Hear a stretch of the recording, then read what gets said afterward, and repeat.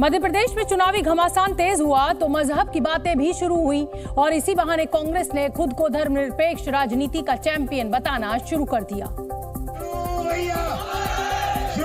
जिसकी एक झलक मध्य प्रदेश के बुरहानपुर में दिखी, जहां दिग्विजय सिंह की जनसभा में बड़ी संख्या में मुसलमान भी नजर आए। मौका देखा तो दिग्विजय सिंह ने अपनी पार्टी को सर्टिफिकेट देने में देरी नहीं की। आज इस देश में भाजपा, आरएसएस और ये धार्मिक उन्माद फैलाने वाले संगठनों से कोई पार्टी लड़ सकती है तो कांग्रेस पार्टी लड़ सकती है, दूसरा कोई नहीं लड़ सकता। दिग्विजय ने मुसलमानों में एआईएमआईएम के बढ़ते दखल को देखते हुए ओवैसी की पार्टी को बीजेपी की बी टीम करार दिया और ये भी माना कि अतीत में कांग्रेस से भी कुछ गलतियां हुई। हाँ, मैं इस बात को स्वीकार करता हूँ, कांग्रेस से भी गलतियां हुई हैं। राम मंदिर को लेकर बढ़ती चर्चा के बीच दिग्विजय मुसलमानों को लुभाने के तमाम जतन करते दिखे। साथ ही कई केंद्रीय मंत्रियों और सांसदों को विधानसभा चुनावों में बीजेपी से उतारे जाने पर भी तंज कसा। उज्जैन के जावरा में चुनाव प्रचार के दौरान जब दो उम्मीदवारों का आमना सामना हुआ तो अजीबोगरीब स्थिति पैदा हो गई। वैसे तो ऐसे मौकों पर दो उम्मीदवार अपनी भलमनसाहत से लोगों का दिल जीतने की कोशिश जरूर करते हैं, लेकिन रणायरा गांव में जब बीजेपी उम्मीदवार राजेंद्र पांडे के सामने अचानक निर्दलीय प्रत्याशी जीवन सिंह शेरपुर आ गए तो उन्होंने उनसे आशीर्वाद मांग लिया। हम तो बोलते नहीं बेटा। ऐसा करते हुए उन्होंने बुजुर्ग नेता का हाथ अपने माथे पर लिया, लेकिन जवाब में बीजेपी उम्मीदवार ने नरम शब्दों में मुस्कुराते हुए उन्हें धमकी दे डाली। ये सब हंसते मुस्कुराते हुए हो रहा था तो निर्दलीय उम्मीदवार ने भी हंसते हुए ही पलटवार किया। बीजेपी उम्मीदवार भला इस पलटवार पर कैसे चुप रहते।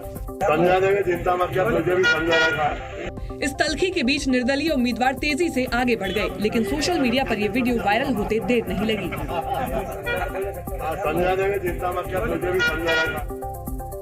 बीजेपी को टक्कर देने के लिए विपक्ष ने इंडिया नाम से बड़ा गठबंधन तो बना लिया, लेकिन इस गठबंधन के दो बड़े दलों में खटास कम होने का नाम नहीं ले रही।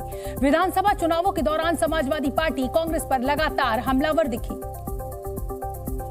और मध्य प्रदेश के चुनावों में गठबंधन के तहत सीट नहीं मिलने से खफा अखिलेश यादव बार बार कांग्रेस और उसके बड़े नेताओं पर हमलावर दिखे। असल में इन विधानसभा चुनावों में कांग्रेस जाति जनगणना को मुद्दा बनाती दिखी, जो समाजवादी पार्टी की राजनीति को रासाती है। जैसे ही हमारी सरकार दिल्ली में आएगी, नेशनल लेवल का जाति जनगणना हम करके दे देंगे। राहुल गांधी ने छत्तीसगढ़ और मध्य प्रदेश में जातीय गणना को समाज का एक्सरे बताया तो अखिलेश ने सीधा उन्हीं पर हमला कर दिया। एक्सरे होना था, वो एक्सरे का समय था। आज सीटी स्कैन है, एमआरआई मशीन है, बीमारी और बड़ी हो गई है। जो लड़ाई लड़नी चाहिए थी उस समय, अगर उस समय ही समाधान हो गया होता तो शायद समाज में इतनी बड़ी खाई नहीं होती कि 5% में 5% लोगों पर 60% वेल्थ भारत की उनके हाथ में चली गई। छत्तीसगढ़ में एक ऐसा पोलिंग बूथ है जो देश का दूसरा सबसे छोटा पोलिंग बूथ है। ये पोलिंग बूथ एक दूरदराज जंगल के बीच बसे गांव में सिर्फ 5 वोटर्स के लिए बनाया गया है और उस जगह तक चुनाव आयोग की टीम के लिए पहुंचना बेहद चुनौती भरा है। छत्तीसगढ़ के कोरिया जिले के भरतपुर सोनहत विधानसभा में वो पोलिंग बूथ शेराडांड गाँव में है। एक वोट से सीपी जोशी जो कांग्रेस के अध्यक्ष हुआ करते थे राजस्थान के, वो चुनाव हार गए, मुख्यमंत्री बनते बनते रह गए। तो एक वोट की कीमत क्या होती है वो बताने के लिए, वो दिखाने के लिए हम आपको लेकर आए हैं छत्तीसगढ़ के भरतपुर सोनहत विधानसभा क्षेत्र में। शेराडांड गांव तक पहुंचने के लिए आखिरी 8 किलोमीटर का सफर बेहद मुश्किल भरा है। आखिरी 8 किलोमीटर साइकिल, मोटरसाइकिल या फिर ट्रैक्टर से करना पड़ता है। जी मीडिया की टीम स्थानीय लोगों की मदद से मोटरसाइकिल पर सवार होकर निकल पड़ी।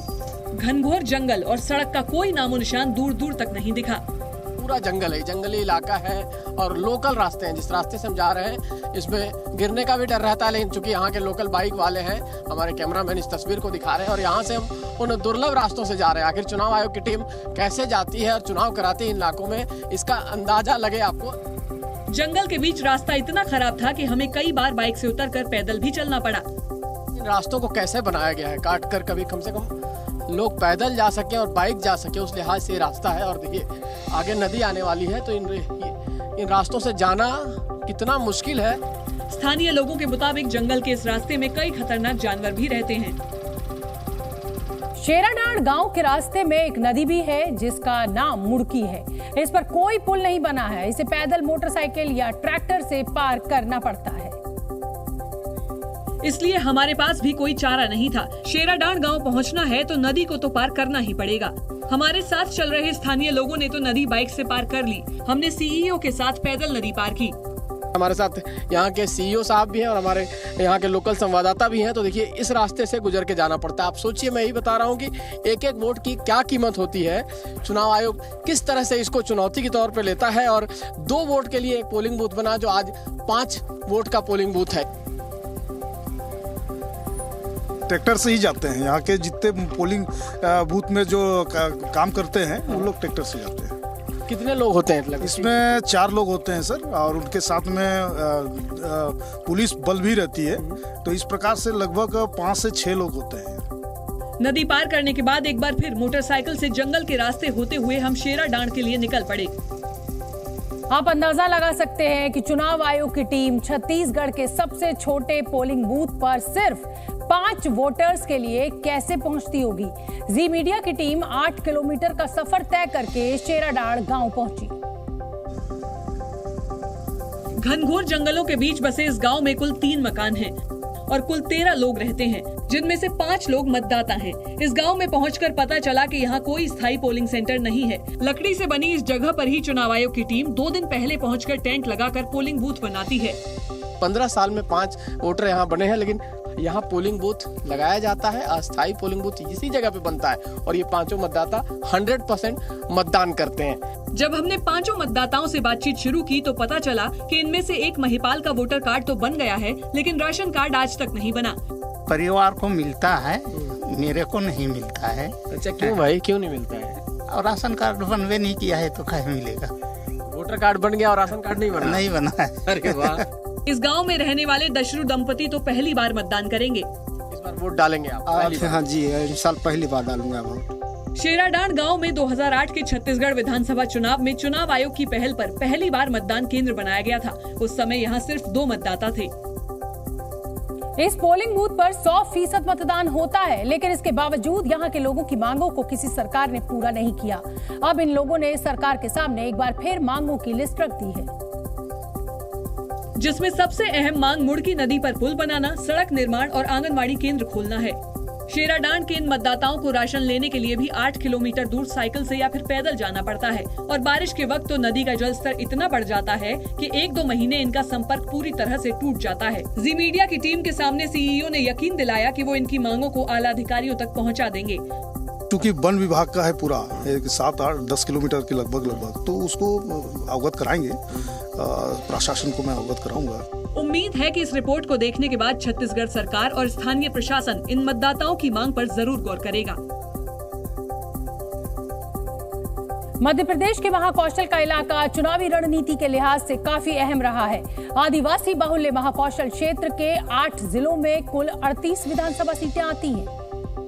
और यही वजह है कि सभी पार्टियां आदिवासी वोट बैंक को साधने में लगी रहती हैं। हालांकि इन इलाकों में रहने वाले आदिवासी समुदाय के लोगों को विकास से जोड़ने की कोशिश कितनी कारगर हुई है, जी न्यूज की टीम ने इसका जायजा लिया। आदिवासी वोट बैंक का बोलबाला हमेशा से रहा है और सभी पार्टियां इसको लुभाने की कोशिश करती हैं। महाकौशल रीजन की बात करें तो मंडला एक अहम जिला है और आदिवासी बहुल्य इलाका है और यहाँ पर क्या विकास की जो बात की जाती है वो यहाँ पहुँचा है या नहीं, इसका जायजा लेने हम बिछिया विधानसभा पहुँचे थे। जी न्यूज की टीम सबसे पहले बिछिया विधानसभा क्षेत्र के बाघंडी गांव पहुंची। इस गांव में गोंड जनजाति के लोग प्रमुखता में रहते हैं, लेकिन ये गांव अब तक विकास से महरूम है। इस गांव में बच्चों के पढ़ने के लिए एक ही स्कूल है, लेकिन उसकी भी हालत ठीक नहीं है। चूंकि अब अंदर बच्चों के लिए पढ़ना खतरनाक है, तो ऐसे में स्कूल यहाँ से बंद करके जो एक अतिरिक्त कक्ष यहाँ पे बना था जिसमें अमूमन स्टाफ की मीटिंग होती है या स्टाफ बैठता है, उसमें फिलहाल बच्चों की पढ़ाई चल रही है। गांव में मौजूद इकलौते प्राथमिक स्कूल की हालत बहुत ही खराब है। स्कूल की हालत ऐसी है कि कभी भी भरभरा कर नीचे गिर जाए और कई बार लोगों को चोट भी लग चुकी है। बिछिया गांव की आबादी करीब 600 की है, जबकि मतदाताओं की संख्या करीब 430 है, लेकिन ये गांव आज भी विकास की बाट जो रहा है। बिछिया गांव में स्कूल का जायजा लेने के बाद जी न्यूज की टीम गांव के अंदर भी पहुंची और वहां की सड़कों को देखकर गांव में विकास का अंदाजा लगाया जा सकता था। सड़कें पूरी तरह टूटी हुई दिखाई दी। लोगों ने बताया कि बारिश के दिनों में इस गांव को जोड़ने वाली सड़क पूरी तरह पानी में डूब जाती है। ऐसे में गांव में किसी के बीमार पड़ने पर उसे अस्पताल ले जाना मुश्किल हो जाता है। किसी का तबीयत खराब हो गया या कोई डिलीवरी पेशेंट है तो उसमें बहुत ज़्यादा दिक्कत होती है हमको मेन रोड पहुंचने में। किसी को खाट में ले जाते हैं तो किसी को खांध में ले जाते हैं। बारिश के दिनों में ये गांव एक टापू में तब्दील हो जाता है, यानी इस गांव के चारों तरफ पानी भर जाता है। बरसात हुई, कीचड़ हुआ, स्कूल जा ही नहीं पाते हैं, यानी 2 से 3 महीना आवागमन पूर्त है, आने जाने में बहुत तकलीफ का सामना करना पड़ता है। हालांकि गांव वालों ने अधिकारियों और नेताओं से कई बार इसकी शिकायत की, लेकिन उनकी एक नहीं सुनी गई। और इसी बीच महादेव बैटिंग ऐप मामले में मुंबई पुलिस ने डाबर ग्रुप के चेयरमैन मोहित बर्मन और डायरेक्टर गौरव बर्मन के खिलाफ एफआईआर दर्ज कर ली है